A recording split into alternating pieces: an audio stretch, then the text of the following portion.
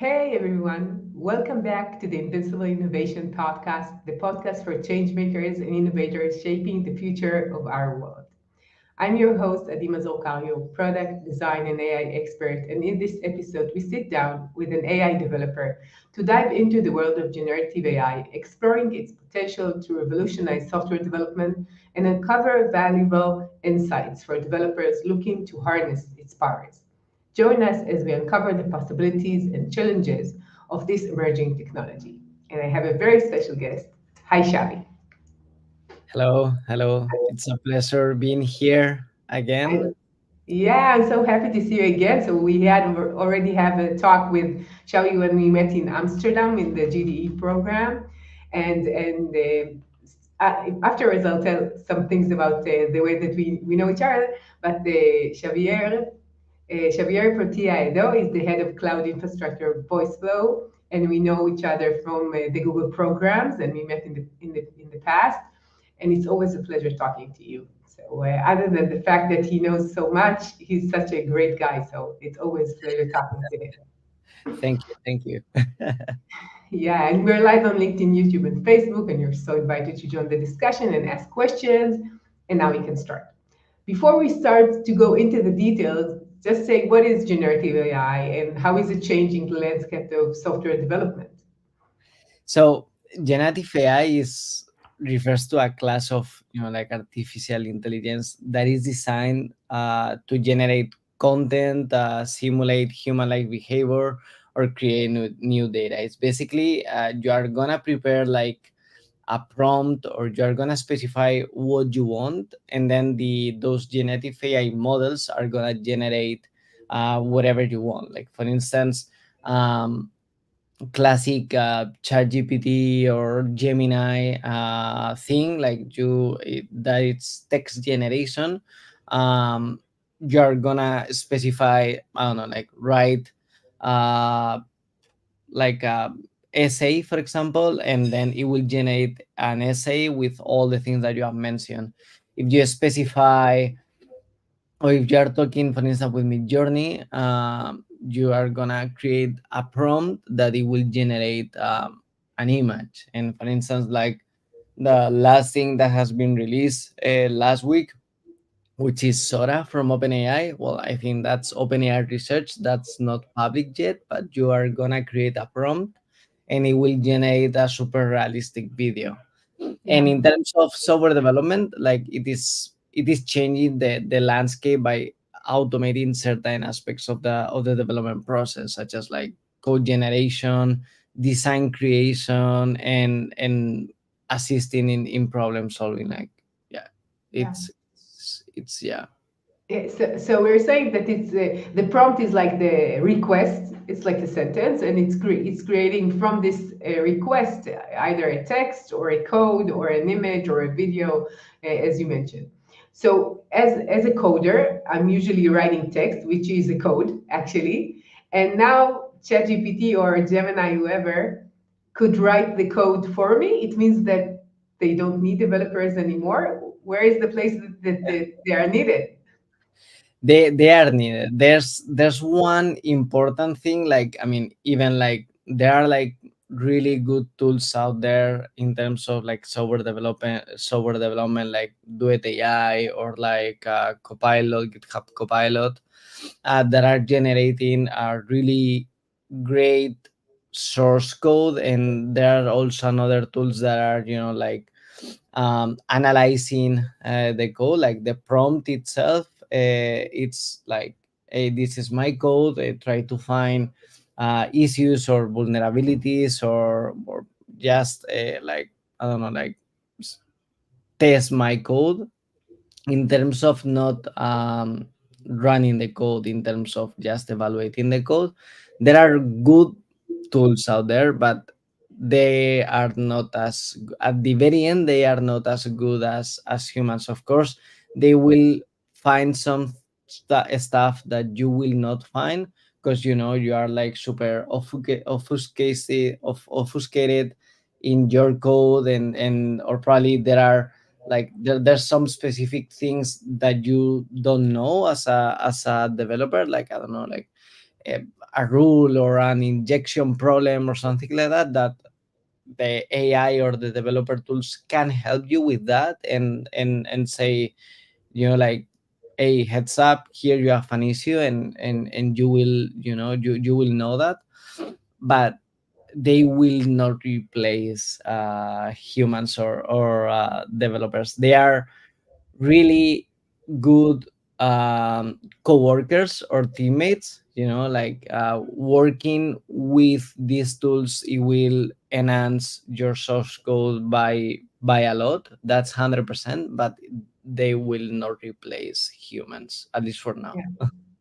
So what we're saying, it's only like the basics of the coding, but the high level logic or infrastructure or the way that the code is built is more complex than just Exactly. taking part of what you get in GitHub and getting it into the code. Exactly. And another important thing is the context itself. Like, and as you said, like, for instance, the infrastructure could be a context. Like, let's say that you're writing a code, a Python code, and that code is gonna be deployed on, let's say, AWS Lambda.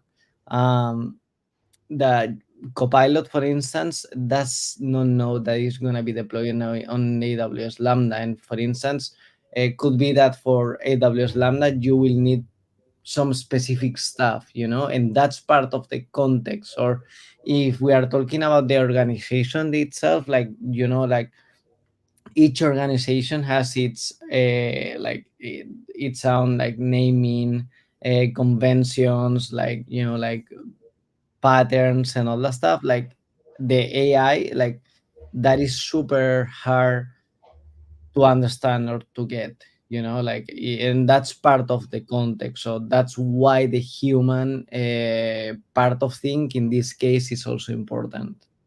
I see. So what developers must know about AI?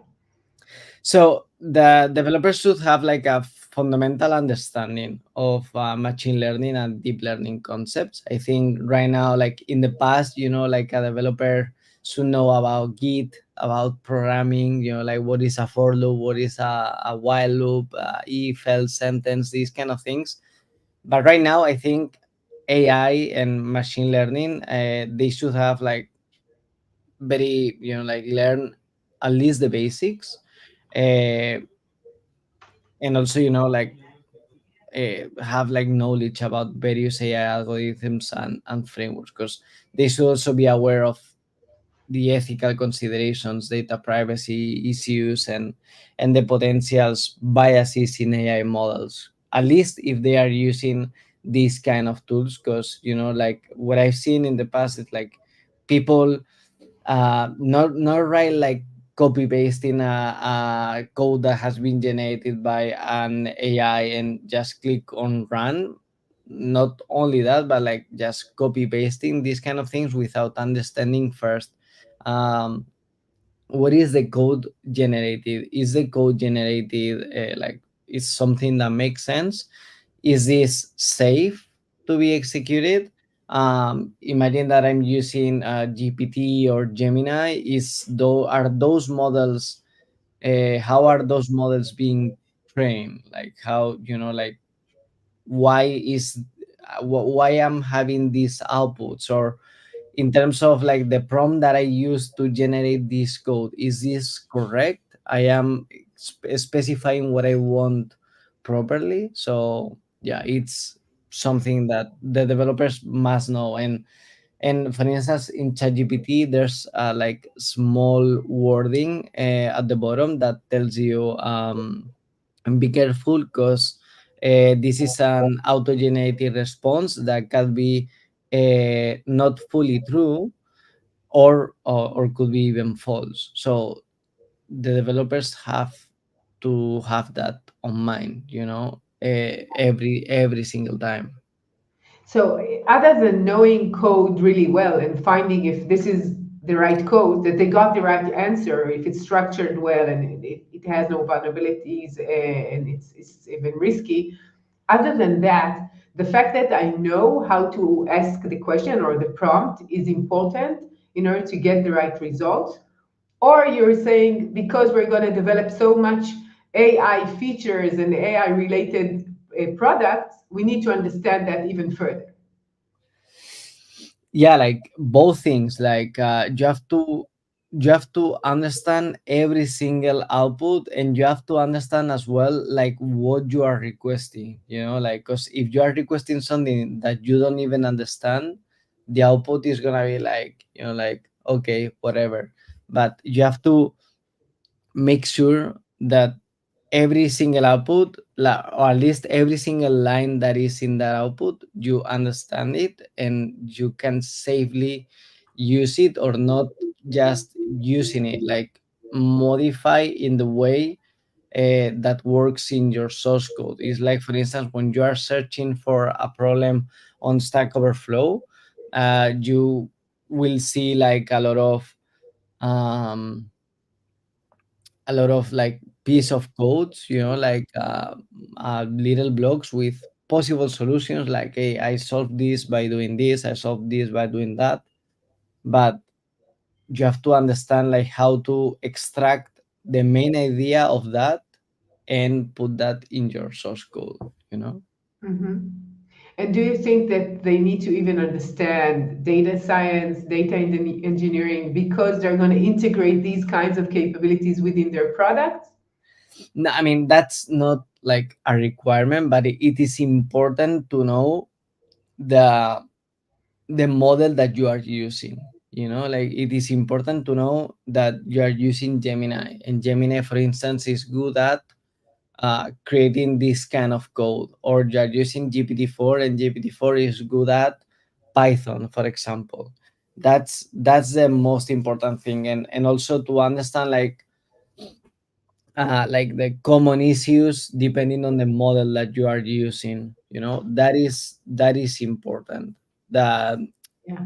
knowing data science or all these kind of things, of course, is not like easy, it is not required, but knowing what you are interacting with, that is important. So how do they close this gap? I'm currently a Python developer. I know how to do here. I'm not, let's say I'm not very senior. I'm just beginning. How do I work with these kinds of tools other than being a senior, understanding exactly how the code needs to be, and then it's either writing it yourself or just browsing someone AI solution. Yeah, that is gonna be like basically trying it out. For instance, you can like enable Copilot. If you are using Visual Studio Code, you can enable Copilot on your Visual Studio Code, and see like how that works in terms of Python code. Like, try that in a Python project, or in a Golang project, or in a Java project, and see how that goes. And also in different, like, not only depending on the language, like in the, if you are generating or building like documentation, like see if that is good for documentation. And then you can switch to another model, like you can also enable Duet AI or Gemini in your Visual Studio Code. You have to turn off Copilot and then see how that goes. And um, and and check exactly the same, like Python, Golang, Java, um, documentation, and you're like trying to understand. Of course, you can read and you can search on the internet, about like which one is better for. But the most important thing here is to try it out. There are also another Visual Studio Code plugins that allows you to connect um, to your like own LLMs. Let's say that you have deployed on your end, like version of Gemma or Llama, or any fine tune, because there are large language models Open source. that are being fine tuned. For instance, I saw on Twitter a lot of large language models that are like, instead of using, for instance, directly GPT-4 or Gemini, they are getting Llama 2 or Gemma, and they are fine tuning for a specific language. Yeah. Uh, So So these are like open source, and the OpenAI and Gemini are third parties that you're using. Uh, exactly, exactly, in both cases, you need to understand the input and output structure for the model. And, exactly, and what you're saying, you need to try it out. It's not enough just to copy paste it, because in many cases it will not work, or it will not work the way that you want it to be. So, exactly, so do exactly. you think that some of the developers need to learn new capabilities in order to work, or even study new? I know that most of developers, they know how to teach themselves. They go to YouTube, they are going to blogs, and they read whatever they need. But do you think it's a different capacity this time? The I would say yes, because I think the paradigm here is different. We are not talking about like classic programming languages paradigm. We are talking here about a whole new thing, which is generative AI and apply as software development, which is basically you are gonna have a copilot, a teammate that is gonna help you in so many ways. So you have to like at least learn what is a large language model, how are these outputs being generated, like for instance, like what is uh, libraries that are used for these things, like langchain, like how can I fine tune a large language model. Of course that could be optional, but that is also good, because if you want to improve the information of a large language model, like learning about fine tuning, that is also important. Retrieval augmented generation, that is also important. Like what is RAG, how or what is the context that is being used for a large language model while I am developing. Because, for instance, when you have enabled Copilot, you have to know that the context that is being in use is the windows that you have open. So for instance, if imagine that you have like 9 windows, and for your current problem uh, of the active window, the other 8 windows are not important. Probably the output that you are going to have is going to be less accurate, so Mhm. these kind of things are things that you have to know. I see. So what are some challenges and limitations using generative AI in development? uh, I mean, the challenges, as I said, include like potential biases in generated content, uh, lack of creativity compared to humans, and the need of like large data sets, and also limitations include difficulty in handling complex real world scenarios and potential security concerns. Like you can get generated code that could have like a leak, for example, and you don't even notice that. And or when you have like a really complex problem, the LLM or the output or it cannot can is not gonna be able to solve this kind of like really complex Yeah. issues. You mentioned the security leaks, which is not unintentional, but in some cases, when you take parts of a code from the outside and you take it into your code, it could have vulnerabilities and even intentional harm within the code itself. Exactly, And you exactly, need to understand that. exactly. Because for instance, Copilot, that is like the data set that has been used to like for Copilot is basically the entire GitHub, and all not all the GitHub is written nicely, is not like perfect. There are like vulnerabilities out there. Like for instance, when you are like typing a Copilot and you are saying, for instance, something like a string password equals, and then Copilot is generating a password for you, that means that someone on GitHub has a password, and that's why Copilot knows that pattern, so that's important to know.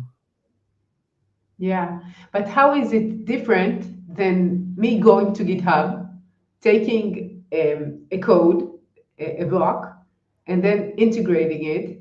If I'm doing it manually, do I have more control? It's the same risk, no? Is the same, it's the same risk, but you have to be aware of that, like, I mean, as you mentioned, like, it's could be the same, because you can just copy paste that piece of log that you found on GitHub, and that piece of code can have vulnerabilities as well. That's true. That's true. But Yeah, you have to learn that the code that is being generated is not 100% perfect. Like, um, and I know, like, could be better, could be worse, but like, you have to check at least yeah. every single line. Yeah, so till now we talked about generative AI as a tool for development, for writing code. Now I want to talk about using your knowledge in development in order to write features, capabilities, or product based on models. It could be third party like Gemini and OpenAI and Claude, or open source.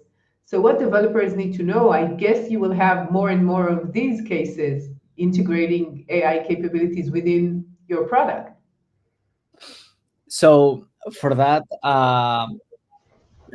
even like if you are using like a third parties or an open source, for instance, the open source, you can deploy those on your own if you have like the powerful computer, but you can also deploy them on Google Vertex, or for instance on Amazon Bedrock, just with Cloud. one, yeah, Okay. in the cloud. Just with one click, you can go there, select the model that you want to run, and deploy them. And not only that, for instance, with, I think is Gemma, or Gemini Nano. Yeah, I think Gemini Nano. Those can be executed in a mobile phone. So that's also really, really cool. Of course, the capabilities are like very tight to the size of that LLM, but like, can be run in a phone. So like, that's the main thing, like, which LLM I want to use it. And once you have decided those LLMs and you want to build like generative AI tools, I think the developers should be familiar with popular AI frameworks, like for instance, LangChain, if you are gonna build uh, like text generated tools, like chat apps, or like, yeah, everything related to text, I would recommend to use LangChain, TensorFlow, PyTorch, and then tools for like natural language processing, like SpaceI, and NLTK, and then everything related to AI, like OpenAI itself, Google Vertex AI. So on Google Vertex AI, you have like Model Garden, where you can play and build whatever you want, like fine tune your LLMs. You can create data stores, and connect that with an LLM, and create your retrieve augmented generation platform. And on AWS, Amazon, you have Amazon Bedrock. You have Party Rock as well, which is a no-code tool where you can build a lot of generative AI applications. That is really, really cool. I highly recommend to start with something like that, with Party Rock. And also with OpenAI, you can create your custom GPTs. You can create those the functions that can be called from a LLM. So these kind of things. And yeah, like, you will need to understand cloud computing services and also version control. I think that's also crucial, because when we are talking about generative AI in terms of development, when you want to build something using an LLM, I think not all the people knows about the compute cost of it. Like, because when you are using or the GPT-4 or Gemini, that's an API that you can call, and that's it. But those models are already deployed. But what happens when you need like a really specific scenario that you have to fine tune a model, or when you have to create your own retrieve augmented generation use case? Like, how can I build this? How can I create these kind of things? Those are like quite complex scenarios, and you have to understand the everything related to cloud computing, how much it costs per month, just to not to have surprises, because those things are not cheap. Right, right. And you need GPUs and you need a very powerful computing, and you need to calculate the size of the model, how complex it is, and how many calls would you have, how many interactions would you have, how long would it be, the output, the input, because you're paying per token or per the numbers, the number of words. It's like tokens. So you need to calculate that. Right now, people think, okay, it's like just talking to OpenAI and calling it each time. More or less, they could calculate. In the case that they're building their own model or using an open source model, and based on that, training could cost a lot. It takes a lot of time, lots of data need to go, and calculations in the model. So what you're talking about cost is something that I think most people are less aware of. There, Exactly.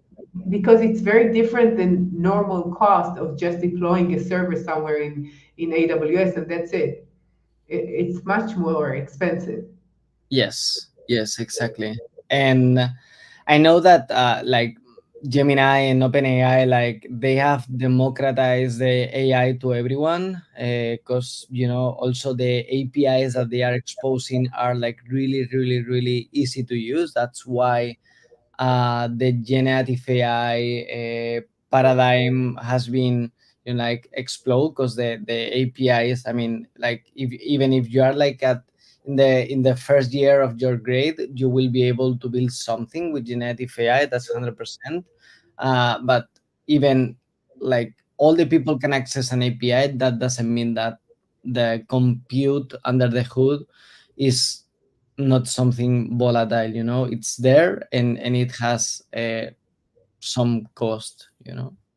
Yeah, it's one of the things that I'm currently, I've already created a course for launching generative AI products from the business side, not from the technology. And one of the things that was raised is the business model, the cost, the pricing. It's very important in these kinds of capabilities. And generative AI has lots of capabilities, but you need to understand what's the value and how do you price it. And it's important. Exactly, exactly.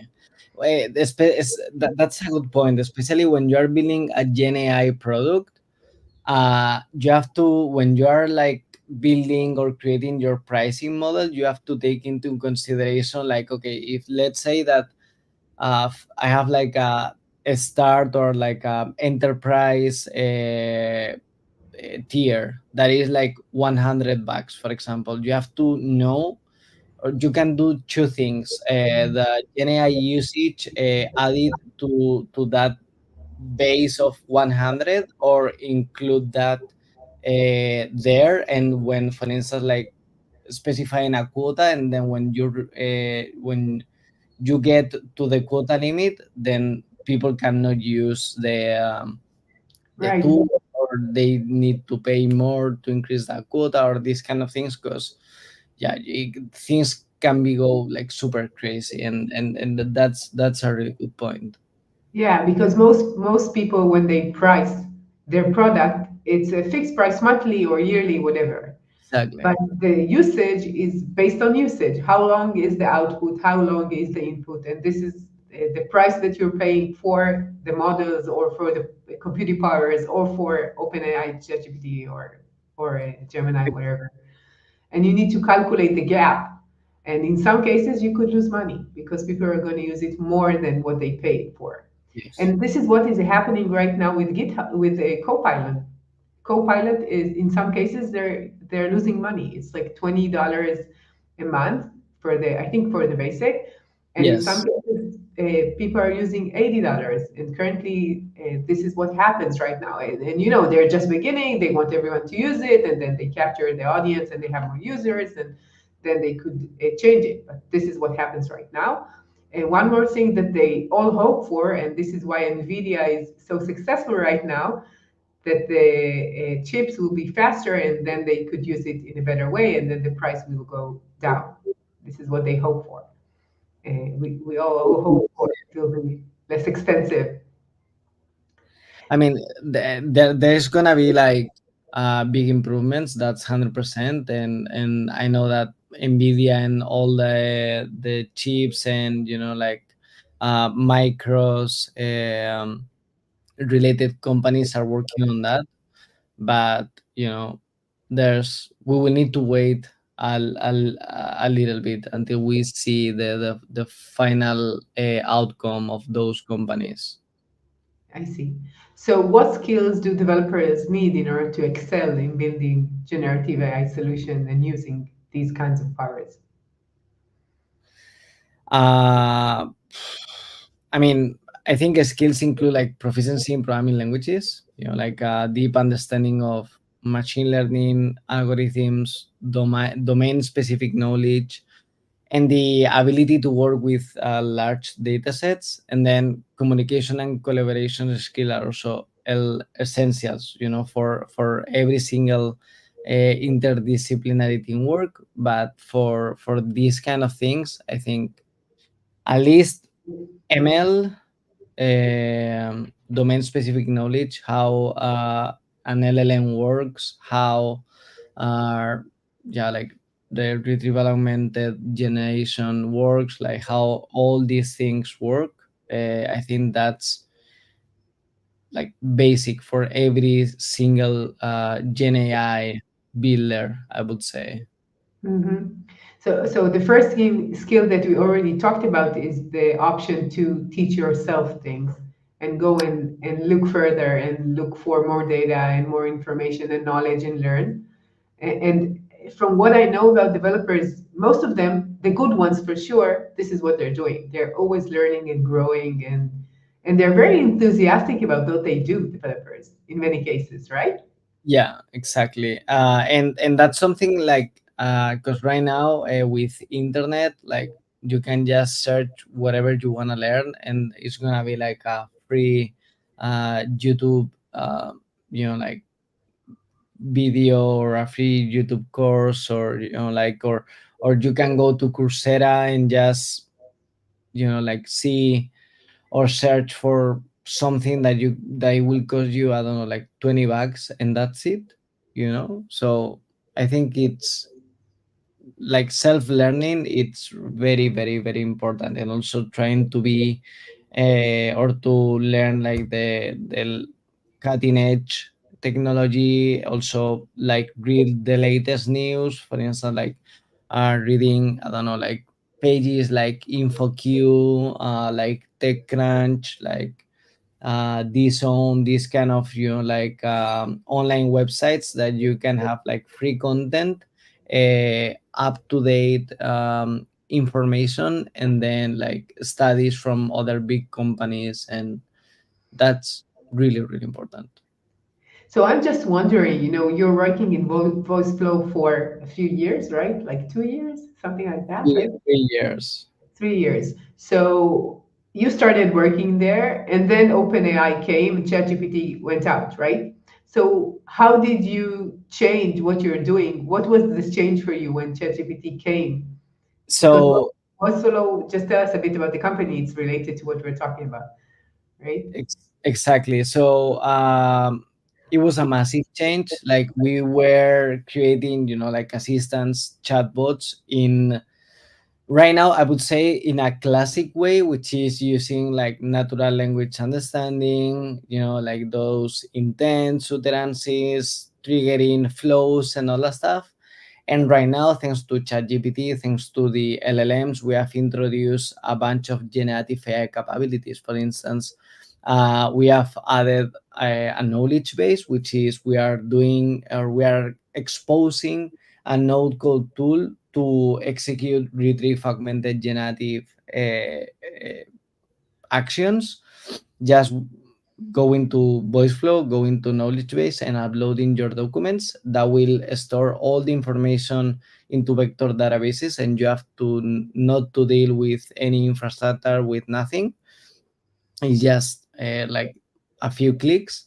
And then, for instance, with the intents and the entities, there's a button that instead of like generating 3 4 intents, there's a button that is generate more intents, and it will generate like 5 10 10 new intents. And also voice flow is like a drag and drop blocks, and then you link all the blocks in by creating flows basically. And the output that you are gonna say to your end user, like for instance, is when you're interacting with a chatbot, instead of telling to the user every single time that you are interacting with the chatbot, like just saying hi, hello, how are you, and all that stuff, you can, instead of uh, putting that, you can use generative AI, open AI under the hood, to have like a personalized warm welcome message to the user, like these kind of things. Like it's not like a competitor, it's like a, like a friend that is helping us to create more human reliable conversations basically. Yeah.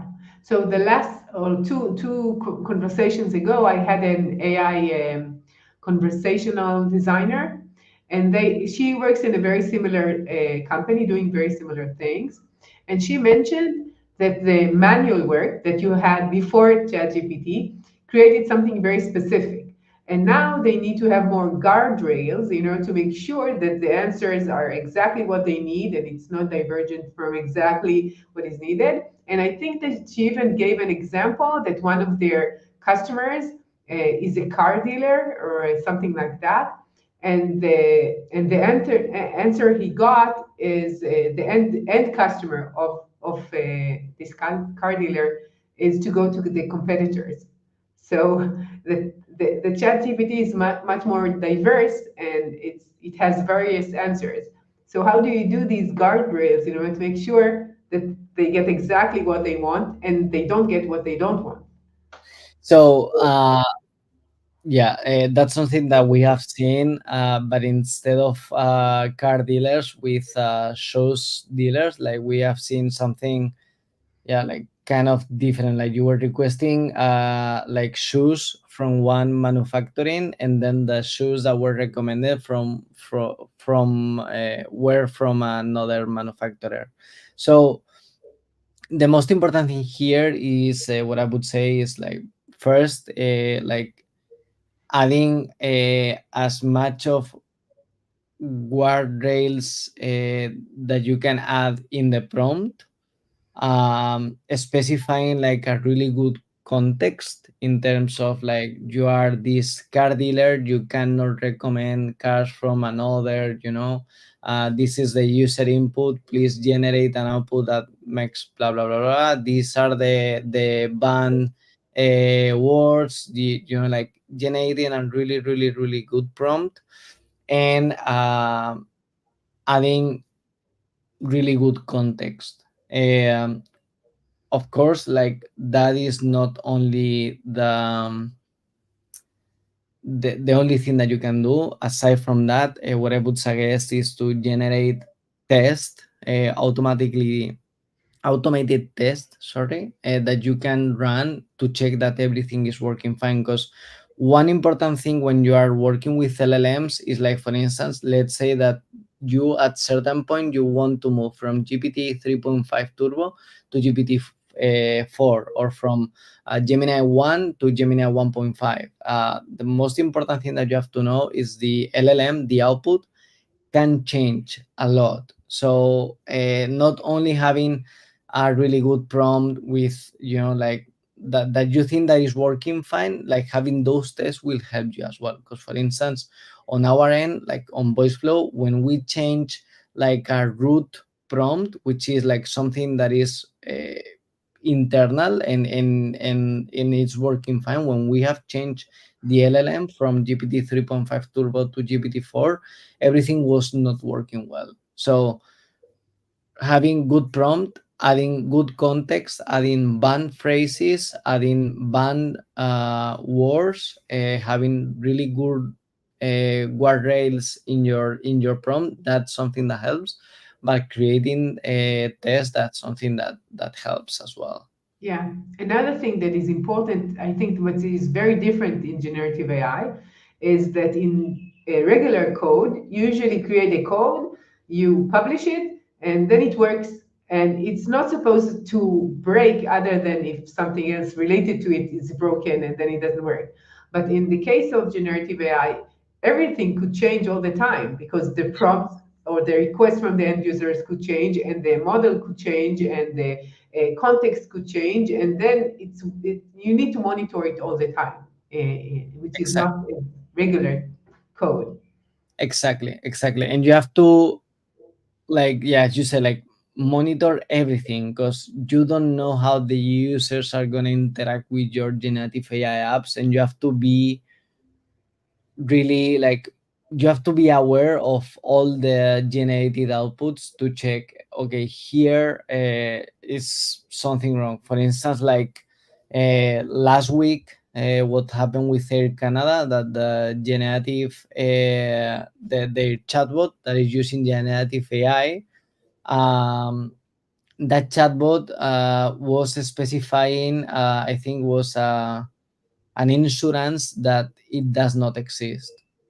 So the end users that had that problem, they just took a screenshot, and they said to Air Canada, your chatbot is telling me that you have this insurance, and this issue that I had, it will be covered with a screenshot. And now the end user, they won the lawsuit. So Yeah. So this is something that we were thinking. We talked about security risks.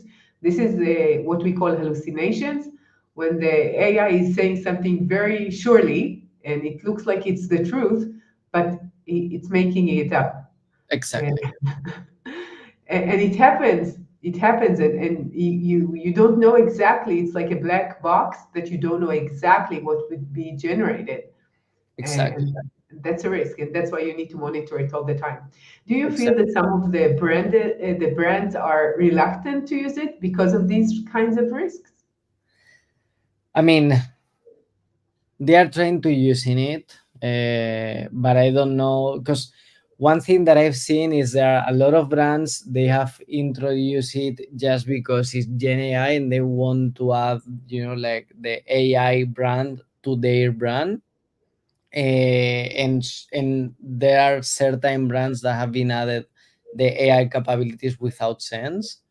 uh, but I mean, they are not hesitant, because sometimes, because that depends on the use case. If we are talking about healthcare, insurances, banking, I would say yes, but for the other brands, not so much. There was, like, a year ago, they were like quite hesitant, but right now I think they are moving towards an AI, like, event driven, I would say.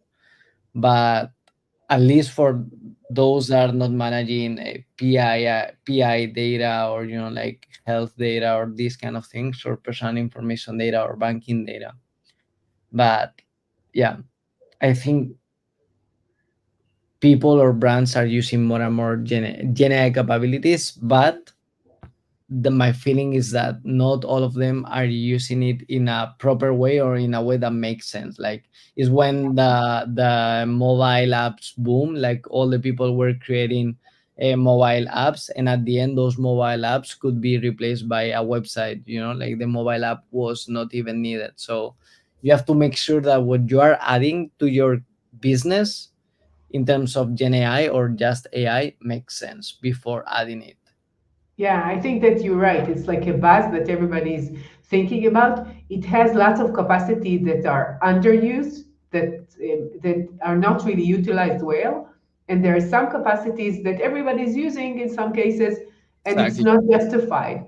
For example, it's like maybe it's better to just write some kind of search in your application or a button that will give you this result instead of developing an assistant that asks questions and you need to write a full sentence and you know what I'm looking for, just give it to me, it doesn't matter. And Exactly. maybe in the back end, it's using generative AI in order to summarize, in order to analyze, in order to whatever. But in the end, I get an answer. It doesn't matter if I pressed a button or I wrote a sentence in the assistant. Exactly. You have to not to go crazy because there's a ton of investment in these AI things, and it's like, does this make sense? Like you have to make a step back and see if that makes sense. Because at the end, you could spend, or you can start like a project that will cost you, I don't know, like let's say $100,000, and then who is gonna use it? No one. So you have to make sure that you are adding value. Yeah, I totally agree. What we talked about in the beginning of our talk about the cost and the pricing and the gap between the both of them, and what we're talking about is the value that it needs to be justifiable, that users really need it, and it's the best way to solve what they're doing instead of doing it differently. And in some cases, the fact that you want to integrate the technology in order to say that you're innovative and you have like better than the competitors or something like that, in some cases it's not justifiable enough from the business point of view, which is, I think, the most important part because technology is not built just for technology. It's built for people to use and for their own solving their own pains and problems, for sure. Exactly. Yeah. Exactly. So we're almost done. I have many more questions, but I'm going to ask you two more things. What's your number one tip for developers today? So I would say like have an open mindset and be adaptable with all the changes that are coming. Be up to date. That's 100%. Like nowadays, and that's something that we have seen with this Gen AI boom. Like even in 2019, like and today was like something different. So yeah, be really open and be adaptable, and because the field of AI is basically dynamic and technologies evolve quite rapidly. Continuous learning, curiosity are essential, I think, for staying relevant and contributing to the advancements in AI. Oh, thank you. It's been a pleasure talking to you, Shavi. It's always a pleasure talking to you, and it's fun. But I think that our listeners got lots of tips and things that they need to go and work on, like homework, from this talk. So I thank you for that, for all the insights. And where could people hear more about what you're doing and contact you if you have any like questions that they have? Thanks for having me. Sure. And like it's LinkedIn is the best way to contact you. This is what I added to Yes, the LinkedIn, Twitter. There's my username is there at Savidop. I have a YouTube channel as well where I Oh, upload. really? I didn't know that. How didn't I know that? I You mean, have a YouTube channel that is for developers?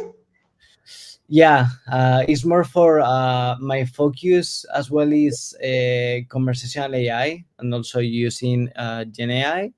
So yeah, like you can find a lot of content related there about conversational AI, chatbots, assistants, and all that stuff. Wow.